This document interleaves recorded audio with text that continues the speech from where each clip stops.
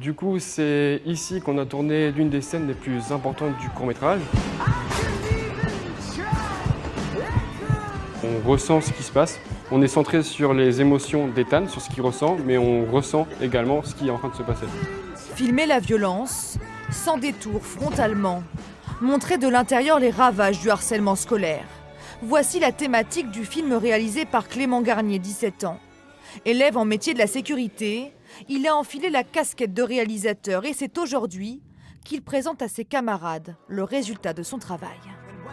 Le film parle du coup de l'histoire d'Ethan, un lycéen qui affronte le harcèlement scolaire et le suicide de son petit frère. Je suis mort, Quentin. Je suis pas un putain de dépressif. Je suis juste mort. Ça fait beaucoup réagir, surtout quand on voit les conséquences, le suicide, tout ça, les pertes de confiance en soi surtout. Dans les couloirs, quand on voit des moqueries, de la violence en sortant du lycée, ça nous atteint, ouais. Des fois, on a peut-être peur aussi d'intervenir. En France, un élève sur 10 a déjà été victime de harcèlement. C'est ce chiffre, mais aussi son histoire personnelle qui a motivé Clément. Recherche, tournage, il a consacré tout son temps libre à ce film.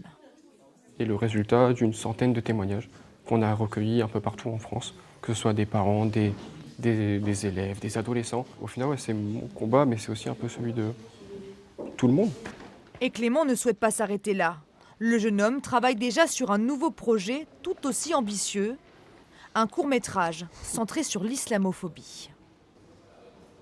Il y a tout plein de messages qui doivent passer et c'est via la vidéo, je pense qu'on peut le mieux prendre conscience d'un tas de problèmes et d'un tas de choses. Son objectif désormais, réussir à entrer dans une école de cinéma pour continuer à faire passer ses messages.